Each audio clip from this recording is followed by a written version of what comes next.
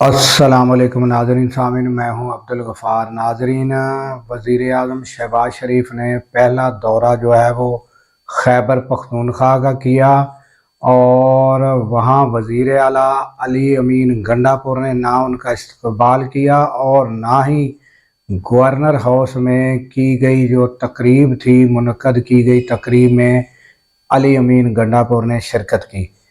اس پر جب حسن نثار سے سوال کیا گیا تو انہوں نے کیا جواب دیا وہ آپ سنیں۔